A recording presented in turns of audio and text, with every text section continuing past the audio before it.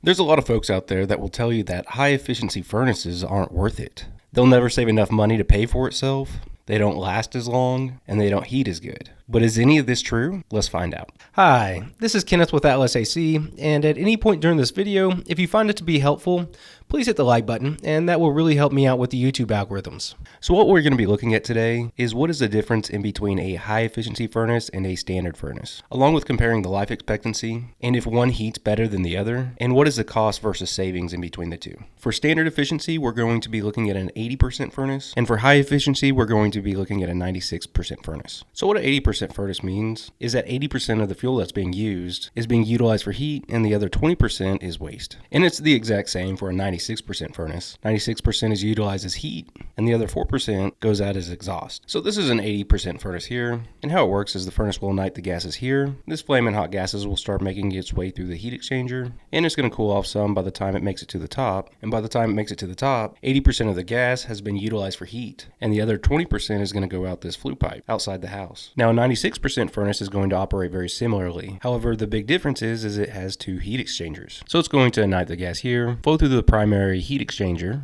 which is doing the bulk of the heavy lifting here. And as the hot gases are going through the heat exchanger, it's going to cool off some and make its way to the secondary heat exchanger. And in the second heat exchanger, it's going to squeeze the last little bit of heat out of it. And in this process, 96% of the fuel was utilized for heat. The other 4% is going to go out this flue PVC pipe. And the reason why we're able to get away with a PVC flue pipe is because by the time it gets through the second heat exchanger, the remaining exhaust isn't hot at all and isn't near hot enough to melt it. Now, if you try to use PVC on an 80% furnace, you would definitely melt it. And that's because 20% of the heat is coming out of the flue pipe. That's why it needs to be metal. Now going back to the 96% furnace and the secondary heat exchanger, as it's squeezing the last little bit of heat out of the gases, it does create and leave behind water, so an additional condensation line has to be hooked up to this furnace. Now let's take a look at if one of these furnaces produces better heat for your home. So I've been struggling with this one because there's some folks out there that say that the 96% furnace does provide slightly better heating for your home. And there are others out there that say no, the 80%er does. So if you have an opinion on this, please leave a comment below. However, my personal opinion on the matter is the 96% furnaces get a good rap because they end up being higher end furnaces and a lot of times have two-stage heating with variable speed blowers. And since it's going to be running longer, it's going to help stabilize out the temperatures throughout the house and provide more uniform heating for your home. However, you can also buy a two-stage 80% furnace, which is going to deliver pretty close to the same thing. So in my opinion, I don't think that the quality of heat should be a major factor when comparing these two furnaces, because at the end of the day, you're going to get pretty close to the same thing. Now keep in mind, I do live in Texas, and we don't have much of a winter, so go ahead and check out the comments below to see what other people think. Now when it comes to the longevity of these two furnaces, they end up being pretty close to tit for tat. Well, technically on paper, a high efficiency furnace should last longer, because it's not working as hard to heat your home, and most 96% furnaces come with a lifetime warranty on the heat exchangers, and since it also condensates, a lot of the components are made corrosion resistant and is overall just a higher end furnace. However, the problem comes is when the furnace starts to get older, let's say 20 years, and let's say the inducer motor goes out, which could cost $1,000 to $2,000 to replace. Most people will end up changing out the furnace at this time, because why would you pour that kind of money in an old furnace that might have something else break next month? Now when it comes to an 80% furnace and you run it for 20 years, by the end of those 20 years it's just going to be smack dab worn out and probably needs to be replaced. Now can a furnace last longer than 20 years? We still see furnaces in the wild that can be 40 to 50 years old. Now to maximize the longevity of a furnace, you want to make sure that it's installed correctly and well maintained.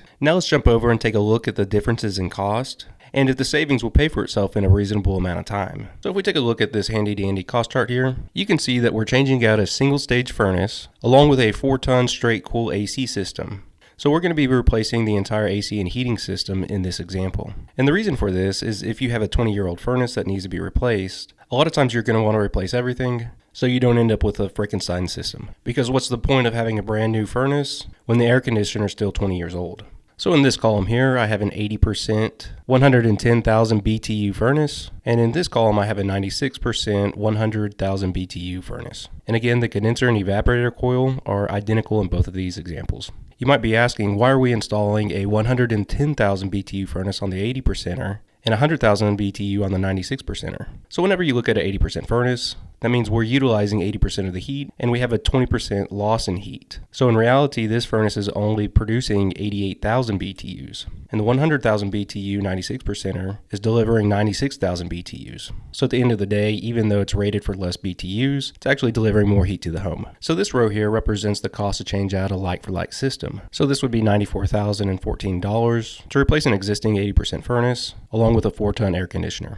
And it would cost $11,357 to replace an existing 96% furnace and 4-ton air conditioner. So the labor to replace both of these systems are roughly the same. So the increase in cost largely comes from the equipment. Now in this row here, I'm showing the cost to convert an 80% furnace to a 96% furnace. And it's going to cost around an additional $1,500 because you have to convert the flue pipes to PVC, install new condensate lines, and a lot of times add a fresh combustion air. So if you're considering going from an 80% furnace to a 96% furnace, it's going to cost around $12,857 or $3,443 more. So the big question is how long is it going to take to save $3,400 in gas savings? So let's go to this AFUE savings calculator from SearEnergySavings.com. The first thing that you're going to want to do is make sure that you have the location set right. So we have locations in DFW, Houston, San Antonio, and Austin. However, I'm using the example of Dallas because it has the longest and coldest winters out of our service area. So now let's play with some of the settings. So we have both furnaces set for natural gas, and we want to compare an 80% furnace to a 96% furnace. And here we're going to go to 100 BTUs. So if we take a look at the savings, you're going to save $1,700 after the first 5 years. And here's the $3,400 number that we're looking for.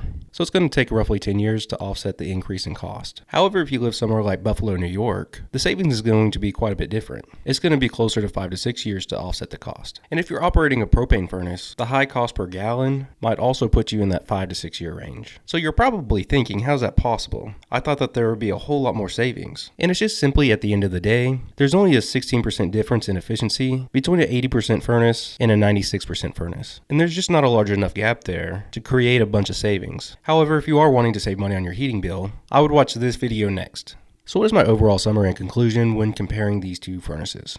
So now if we take a look at my rating chart, you can see that I got an 80% furnace here and a 96% furnace here. And we're going to be looking at the quality of heat, the longevity, upfront cost, and savings. So when it comes to quality of heat, I have both furnaces rated at 5 stars because I do believe that they offer the highest quality of heat on the market.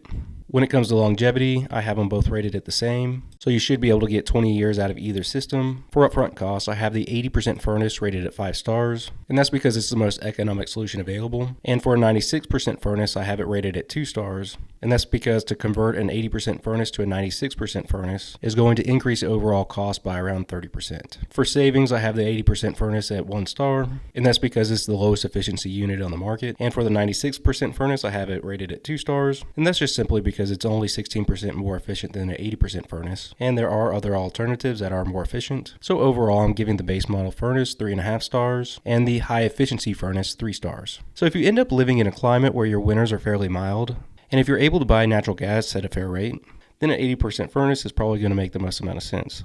However, if you live in a state with harsh winters, or if your gas cost is really high, like paying for propane, and you're planning on living in your house more than 6 years, then a high efficiency furnace starts to make sense. Now, if I was building a new house, I would definitely install a high efficiency furnace. And if my home was spray foamed, I would also definitely be using a 96% furnace. And that's because you have a super tight envelope, and an 80% furnace doesn't do well in that environment. If you found this video to be helpful, please hit the like button. We also have free buyer's guides and price lists on our website that you might want to check out. Until next time, have a good one.